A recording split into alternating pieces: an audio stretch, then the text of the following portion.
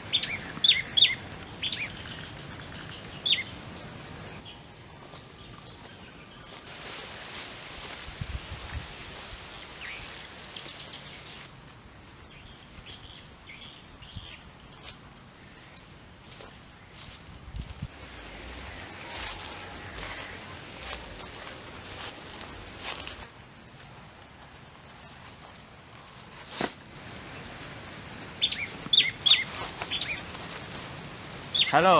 สวัสดีครับท่านผู้ชมครับ Bushcraft Spirit Conservationist ครับ Bushcraft นักอนุรักษ์ธรรมชาตินะครับวันนี้มาพบกันอีกครั้งนะครับในบรรยากาศของอากาศดีนะครับมีความร่มรื่นอากาศดีมากนะครับท่ามกลางป่ามีสภาพแวดล้อมที่สวยสดงดงามนะครับในพื้นที่แห่งนี้นะครับ ที่ผมมาทำกิจกรรม Bushcraft เป็นประจำนะครับหลายคนอาจจะสงสัยอยู่ว่าคำว่า Bushcraft เนี่ยมันคืออะไรแคมป์แบบ Bushcraft นะครับมันแตกต่างกับแคมป์อย่างอื่นอย่างไรนะครับคำว่า Bushcraft เนี่ย Bush ก็คือหมายถึงเป็นพวกไม้นะครับต้นไม้พื้นดินพื้นหญ้านะครับใบไม้ต้นหญ้าต่างๆนี่คือเป็น Bush คำว่า Craft หมายถึงว่าเป็นผู้ที่ชำนาญการเกี่ยวกับเรื่องใช้ไม้นะครับใช้ธรรมชาตินะครับเศษไม้เศษหญ้าต่างๆนะมาเป็นเครื่องมืออุปกรณ์ในการดำรงชีวิตนะครับดังนั้นโดยสรุปก็คือ Bushcraft Camp หรือว่าแคมป์ของ Bushcraft หรือว่าคนที่ชื่นชอบแคมป์ในสไตล์ที่มันเป็นแบบใช้วัสดุจากธรรมชาติเป็นหลักในการดำรงชีพอยู่ในป่าแคมป์ของ Bushcraft เนี่ยมันจะมีความยากลำบากในการดำรงชีวิตนะครับแต่ก็มันมีความสนุกท้าทายสำหรับผู้ที่ชอบแนวนี้นะครับแล้วเราค่อยไปติดตามชมนะครับว่าวันนี้เรามีกิจกรรมอะไรบ้างครับ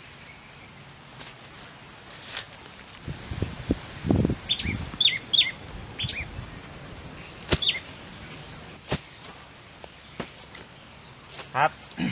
ท่านผู้ชมครับวันนี้นะครับผมจะกางเต็นท์ด้วยเต็นท์เพราะว่าเต็นท์ประเภทนี้นะครับเต็นท์ที่เป็นก็ลาวูเต็นท์นะครับซึ่งเป็นในสายของ Bushcraft เนี่ยเป็นที่นิยมกันมากนะครับแต่ว่าค่อนข้างหายากนะครับปกติแล้วเต็นท์ประเภทนี้นะครับสามารถที่จะแยกได้นะครับว่าเราสามารถนำไปแค่ชิ้นเดียวก็ได้นะครับเพื่อลดน้ำหนักในการแบกสัมภาระนะครับแต่ว่าวันนี้แบบผมก็ยอมแบกน้ำหนักนะครับเพื่อจะประกอบเป็นชิ้นเดียวกันเป็นกระโจมใหญ่เป็นเต็นท์ที่นักรบนะเป็นนักรบสมัยสงครามโลกนะครับในยุโรปนะลาวูเต็นท์เนี่ยต้นตำรับมาจากชาวโปแลนด์นะครับเท่าที่ผมทราบนะเป็นเต็นท์ที่ทหารเขานิยมใช้ในสมัยสงครามโลกนะครับครั้งหนึ่งครั้งที่2นะครับแล้วก็ผมจะมีง่ายๆนะครับเป็นรองพื้นนะสำหรับการนั่งการนอนการกิจกรรมนะครับถ้าไม่อยากนั่งเป็นพื้นหญ้านะครับเป็นวัสดุจากประเทศเราเองนะครับประเทศไทยเองนะง่ายๆและก็ถูกมากนะครับภาษาภาคใต้เรียกว่ากูหนีนะหรือกระสอบป่านนะนี่เป็นกระสอบป่านนั่นเองนะครับเดี๋ยวเราไปชมกันอันนี้ผมก็จะถอดออกเป็นนะครับออกมานี่คือ1ชิ้นนะ1ชิ้นของลาวูนะครับอีกชิ้นหนึ่งนะครับชิ้นที่2นี่นะครับโอเคเดี๋ยวเราไปชมกันนะครับเราไปชมกันครับลำดับต่อไปก็จัดสัมภาระนะครับลงในพื้นกระสอบป่านใบนี้นะครับจากกระเป๋าใบนี้นะครับกระเป๋าใบนี้ผมก็ต้องรับประวัตินิดนะครับพงทหารของชาวนอร์เวย์นะเป้กับแบบทหารของชาวสแกนดิเนเวียนถ้าใครสนใจก็เข้าไปติดต่อสอบถามที่เว็บเพจ Survival Camp นะครับ Survival Camp นะผมใส่สัมภาระได้เยอะมากนะครับเรามาดูนะครับว่ามีอะไรบ้างเลยครับอันนี้กาน้ำร้อนอุปกรณ์ก่อไฟนะครับ นี่อาหารที่จะเตรียมมาทำวันนี้นะครับ มีกระป๋องน้ำนี่เหมือนกับกระเป๋าโดราเอมอนนะเต็มไปหมดเลยนะครับนี่ก็เป็นชุดเสื้อผ้านะครับไว้เปลี่ยนนะครับอุปกรณ์สำหรับมีแก้วมีน้ำมีพวกกระพงกาแฟมีอะไรอีกชุดสำหรับผสมพยาบาลนะครับในกรณีที่เรามาแบบเกิดอุบัติเหตุนะครับเกี่ยวล้มหกล้มขึ้นมามีแผลมือมีดบาดนะครับหรือสัตว์มีพิษกัดต่อยแล้วก็เราก็มีชุดพยาบาลเบื้องต้นนะครับขนมนะครับอันนี้เป็นขาเต็นท์นะครับเสาแล้วก็สมอเต็นท์นี่2 ชุดนะครับสามท่อนนะแล้วรวมเป็น6 ท่อนนะครับมียากันยุงนะครับอุปกรณ์พริกป่นนะครับมีเตาระดับฟืนนะเผาของวันที่กฤษนะครับผมก็มีฟืน มีฟืนเตรียมมาจากบ้านเรียบร้อยนะครับฟืนนะครับมีตะแกรงย่างนะครับตะแกรงย่างมีเชื้อไฟนะครับมีเชื้อไฟที่เป็นกระดาษมาด้วยนะครับอะไรอีกครับรองนั่งนะครับรองนั่งจานมีจานนะครับสำหรับจัดชุดอาหารมีอะไรอีกครับเลื่อยมีเลื่อยด้วยนะครับเลื่อยมีอะไรอีกเชือกนะครับก็บางครั้งอาจจำเป็นมีดนะครับสิ่งที่จำเป็นนะมีดสำหรับการในการตัดกิ่งไม้นะครับหรือใช้ในการทำอาหารนะครับ หรือกระทั่งใช้ในการจุดไฟได้นะครับจุดไฟได้ใช้กับตัวแท่งเหล็กระดับก่อไฟนะครับจุดไฟมีดขวานก็จำเป็นนะครับในกรณีที่เราต้องหาฟืนหาตัดไม้บางอย่างที่จำเป็นในการใช้นะครับงานบุชคราฟเนี่ยขาดไม่ได้เลยนะเรื่องอันนี้ก็คือขวานนะครับอันนี้ผมก็ซื้อถูกๆนะครับของประเทศไทยเราทำนะที่ขวานอารันยิกนะครับราคาไม่แพงครับ200-300 บาทก็ใช้งานได้ดีนะครับถ้าสายนี้จริงๆนะเขามีขวานที่เป็นสายนี้นะครับสายบุชคราฟเนี่ยโอ้โหแพงมากนะครับตอนนี้ผมยังไม่มีความสามารถซื้อได้นะครับหลายตังค์นะเป็นพันหลายพันนะเอาแค่นี้เราขวานไทยแล้วก็ใช้ได้เต็มที่แล้วนะครับเริ่มเหนื่อยครับเริ่มเหนื่อยก็ดื่มน้ำก่อน เริ่มเหนื่อยแล้วดื่มน้ำก่อนก็ดีเรามามีคือเราได้ออกกำลังกายนะได้บริหารร่างกายนะครับ ทำให้เราได้เอ็กซ์เซอร์ไซส์เนาะอาทิตย์1 หรือ 2 อาทิตย์ผมจะมาครั้งหนึ่งเพื่อได้วอร์มอัพร่างกายนะครับหลังจากที่เราทำงานหนักมาตั้งอาทิตย์แล้วหรือ2 อาทิตย์เราก็มาปลดปล่อยนะครับโอเคเดี๋ยวเราไปกางเต็นท์กันครับ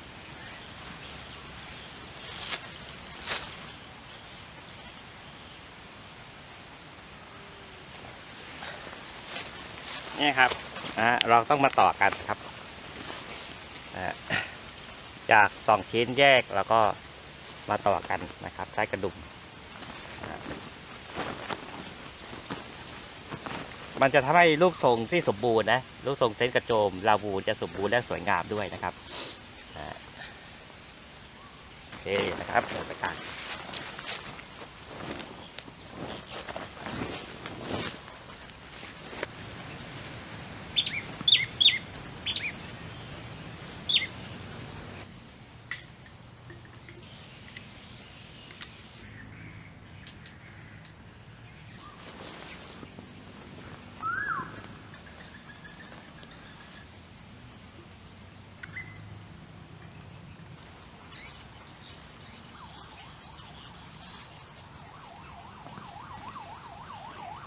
โอเคนะครับนี่คือลักษณะของเต็นท์ลาวูนะครับตอนนี้ได้ทรงตั้งแล้วนะครับเดี๋ยวเราตกแต่งอีกเล็กน้อยนะครับโดยรอบนะครับมันก็จะได้รูปทรงที่สวยงามมากขึ้นนะครับสิ่งที่ชาวบุชคราฟขาดไม่ได้อีกก็คือถุงมือนะครับถุงมือก็เป็นสิ่งจำเป็นด้วยนะครับ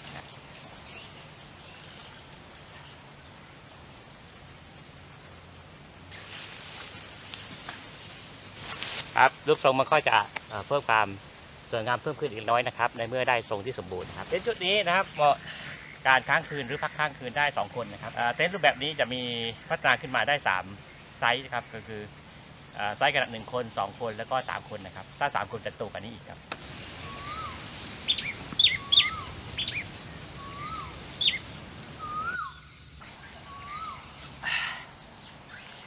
ท่านผู้ชมครับเราได้กางเต็นท์เดินไปเดินมานี่ก็เหนื่อยนะครับได้เหงื่อแล้วนะครับขอพักนิดนึงนะครับเดี๋ยวจะเซตพวกอุปกรณ์ทำอาหารง่ายๆนะครับเดี๋ยวจะใช้เตานะครับและใช้ฟืน ผมมีเตาอัดดิกิตนะครับนะเดี๋ยวมาประกอบกันนะครับ โอเคมีขวานสำหรับการผ่าฟืนนะครับมีเลื่อยเลื่อยสำหรับการหั่นฟืนออกเป็นชิ้นเล็กชิ้นน้อยนะครับนี่คือฟืนนะครับที่ผมเตรียมมาจากบ้านนะครับ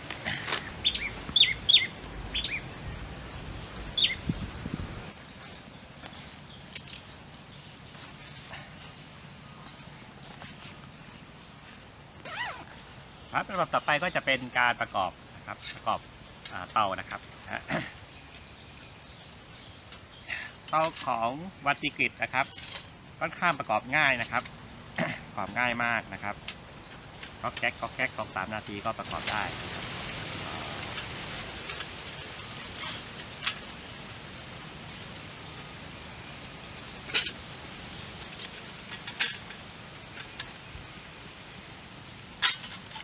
วัตติกฤตนะครับสวยงามนะครับเดี๋ยวก่อไฟกันครับ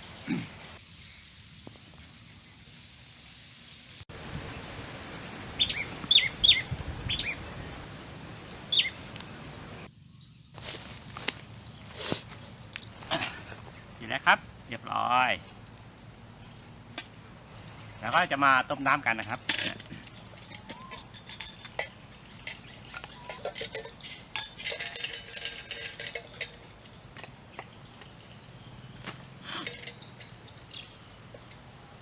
มันจะมีเสียงธรรมชาตินะครับบางทีทำให้เราตกใจเราก็ต้องมองไปดูนะครับมันเป็นตัวอะไรมาหรือเปล่านะครับนะครับแต่ตั้งแต่ที่ผมมาเนี่ยผมไม่เคยเจอสัตว์ใหญ่นะครับแต่ว่าในคลองข้างๆจะเป็นคลองที่จะมีตัวกิ้งก่ายักษ์นะกิ้งก่าเต็มไปหมดนะครับแต่เขาไม่ค่อยเข้ามาเจอกับผมนะครับโอเคไฟติดนะครับ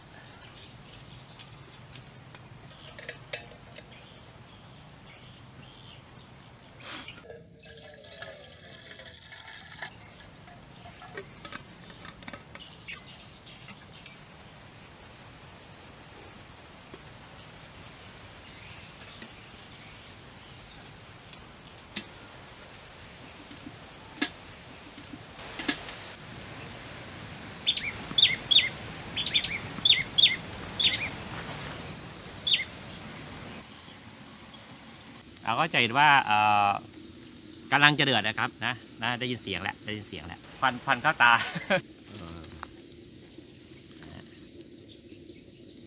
เยี่ยมยอดนะครับเยี่ยมยอดสักพักนึงเราจะสังเกตตรงนี้นะครับสังเกตที่เรียกว่าปากกาเนาะปากของกาเนี่ยจะมีพวยพุ่งออกมาถ้ามันสุกแล้วนะครับเดี๋ยวเรียบร้อยนะครับโอเคเดี๋ยวมากินกาแฟก่อนเนาะก็คือเป็นกาแฟนะกาแฟมิกผสมนะครับนะ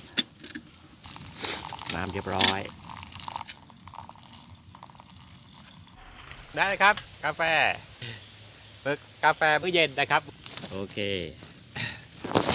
พักร่างกายนะครับโอ้ไฟลุกเลยนะครับไฟยังลุก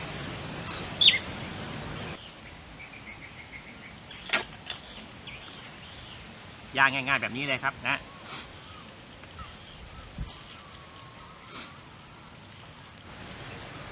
แล้วก็ผมมีขนมปังอุ่นไปด้วยเลยนะครับนะแต่ได้กินร้อนๆนะครับโอ้แป๊บเดียวครับแป๊บเดียวอุ่นเรียบร้อยความร้อนดีมากเลยครับ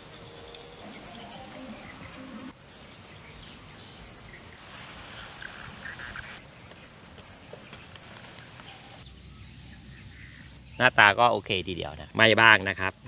ก็เลือกกินได้นะครับเลือกกินได้พอประทังชีวิตนะครับบรรยากาศก็กำลังดีทีเดียวเลยนะครับนี่ก็ได้ชิมนะบรรยากาศพร้อมกับอาหารที่เราชอบทำนะง่ายๆ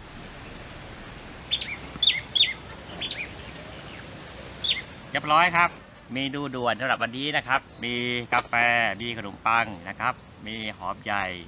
มีไส้กรอกมีเนื้อย่างนะครับมีมันฝรั่ง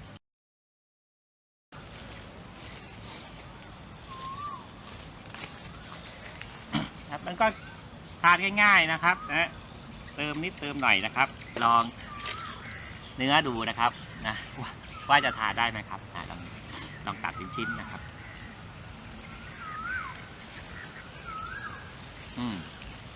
ลองทานดูนะครับเนื้อนุ่มอร่อยนะครับเนื้อนุ่มอร่อยก็ลองกับหอมนะครับหอมไหมนะ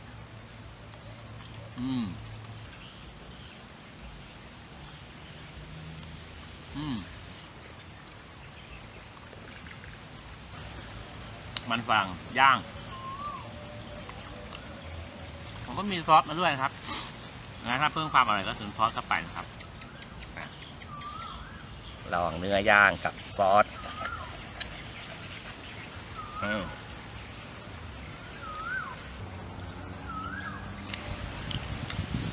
เพิ่มขึ้นครับ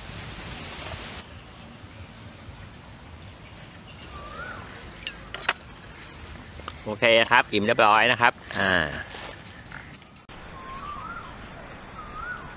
เดี๋ยวขอคลาสสิกหน่อยนะกับจุดเทียนนะครับ3 แท่งนะในช่วงตัวค่ำนะครับ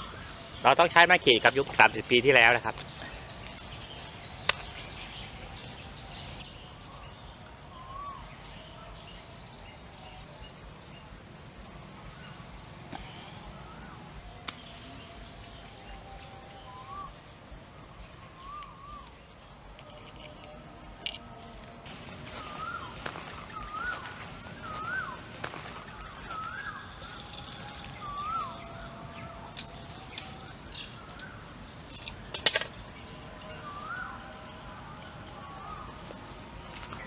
บูสคราฟเนี่ยก็คือไฟจากฟืนไฟจากแสงเทียนหรือตะเกียงน้ำมันต่างๆเนี่ยนั่นคือเป็นบ่งบอกถึงอัตลักษณ์หรือความเป็นบูสคราฟนะครับถ้าขาดสิ่งนี้ก็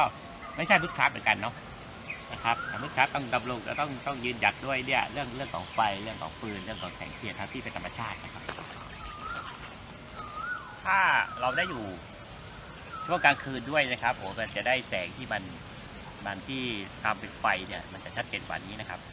แต่เนื่องจากผมเนี่ยก็เดี๋ยวต้องเก็บของกลับแล้วนะครับก็ได้ประมาณนี้นะลมพัดมานะครับลองดูนะครับคนที่ชื่นชอบบูสคราฟนะครับในช่อง YouTube บูสคราฟ Conservationist ของผมนะครับถ้าไปคุยกันได้นะครับท่านก็จะเห็นกิจกรรมของผมนะครับในทำนองนี้แต่ว่ามันเป็นบูสคราฟที่ฉบับแบบมินิบูสคราฟหรือว่าซอฟต์บูสคราฟเนาะนะครับไม่ใช่เป็นฮาร์ดบูสคราฟนะซอฟต์บูสคราฟคือซอฟต์แบบว่าเบาๆนะบูสคราฟเบาๆไม่ใช่หนักเหมือนกับพวกที่เราคบไปกัน3 วัน 7 วันเนี่ย10 วันเนี่ยนั่นคือแบบบูสคราฟแบบหนักนะครับของผมนี่เป็นมินิบูสคราฟหรือว่าเป็นเล็กๆหรือว่าแบบนิ่มนวลนะแบบซอฟต์นิ่มนวลนะครับประมาณนี้นะครับก่อนกลับก็เติมเชื้อเพลิงอีกเล็กน้อยนะครับ